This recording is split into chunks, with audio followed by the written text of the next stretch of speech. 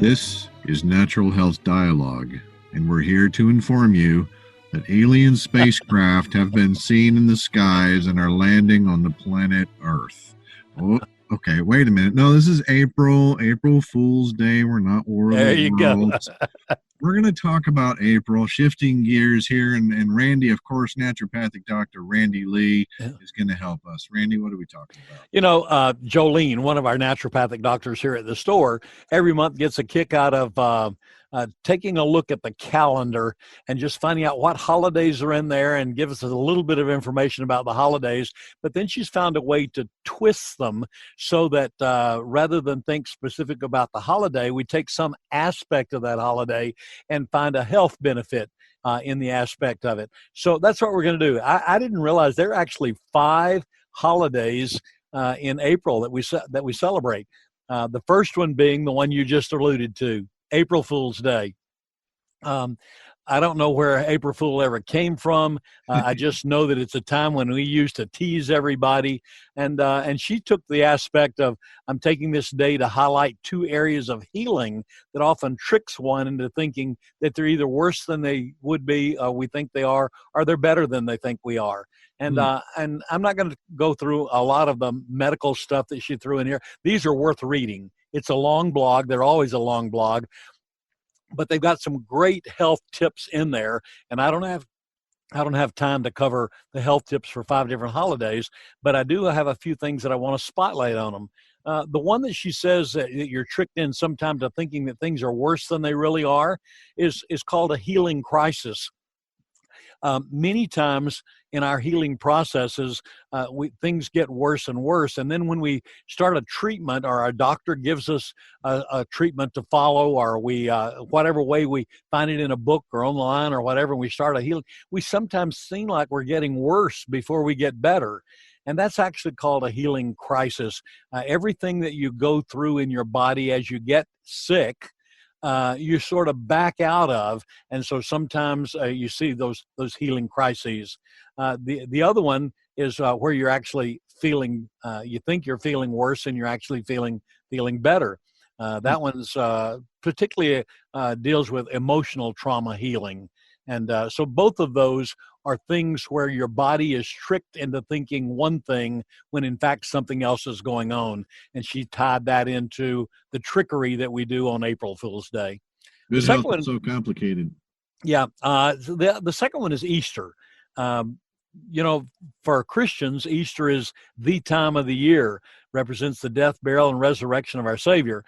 And so when we start thinking about Easter, it can help us in thinking of things that we consume during the Easter season that actually have great health benefits to them. The ones she mentions here are fish, lamb, rabbit, doves.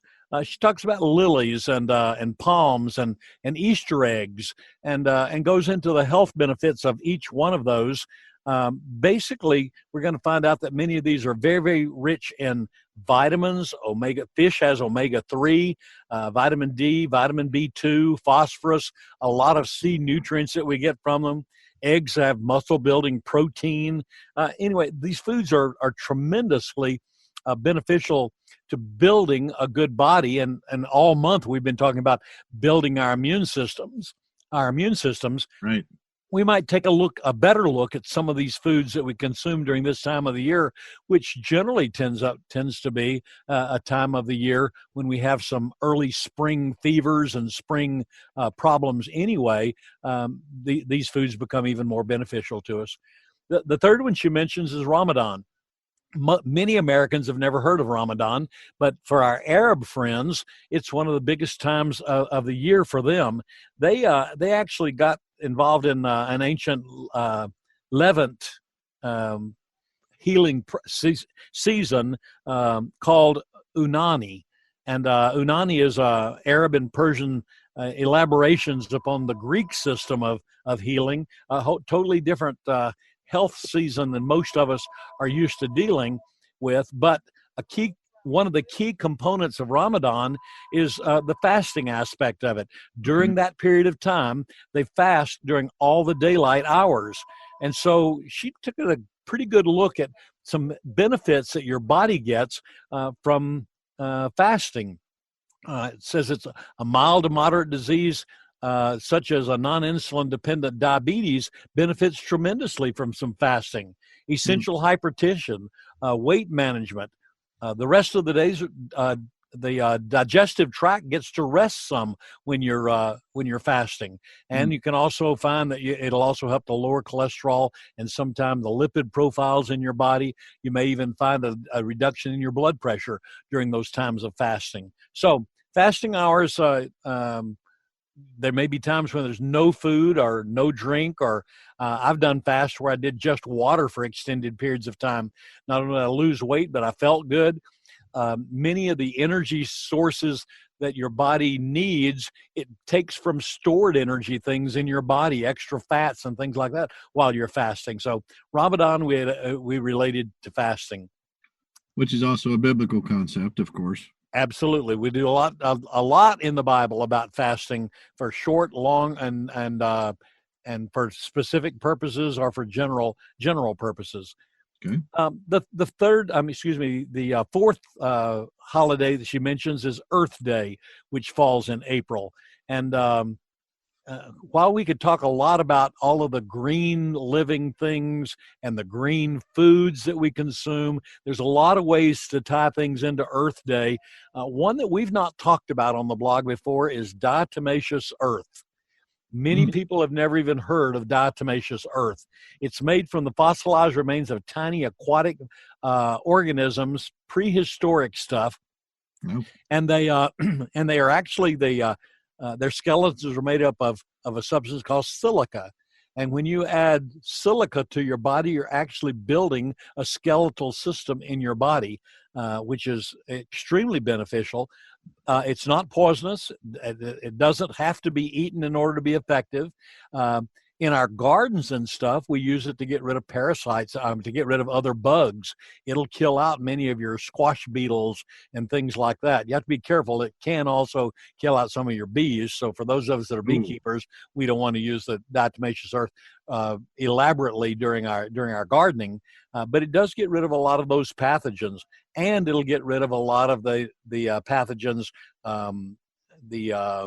parasites and things that are in your body consumed in small amounts. And so you might take a look at diatomaceous earth. Traditionally, farming and regrowing vegetables from scraps or containers. In other words, when we add organic matter to our gardens, or when we collect rainwater, we can get benefits from the rain without having all the earth salts in it. So the water is better. Don't forget the lasting benefits of our pollinators as well. Bees, butterflies, hummingbirds, even bats are beneficial to our gardening systems, to our earth systems, and it's a time to think about those tied to the earth in general. And the last holiday mentioned is Arbor Day, and basically we're just going to talk about some of the berries, fruits, even barks and roots and things that we use in our herbal arena.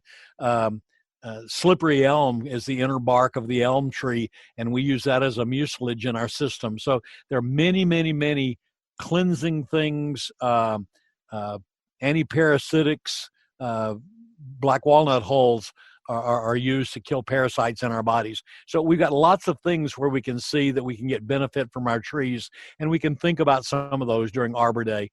The thing that I like best about Jolene's articles, besides the growth that I get from them, is the fact that she always has, and in this particular case, half of her blog, a full half of her blog, is giving us recipes for things like fabric dye, Easter egg dye, make your own, fish cakes, mansif,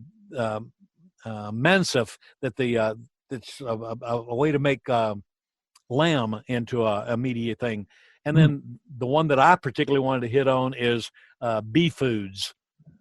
If you're a beekeeper, take a look at her blog. Look at the section called Bee Foods. She tells you how to make pollen patties, how to make sugar cakes, how to make candy boards, how to make sugar syrups, things that will feed your bees early in the season to get those hives started. You can't just run down to the Petco, get your bag of bee food?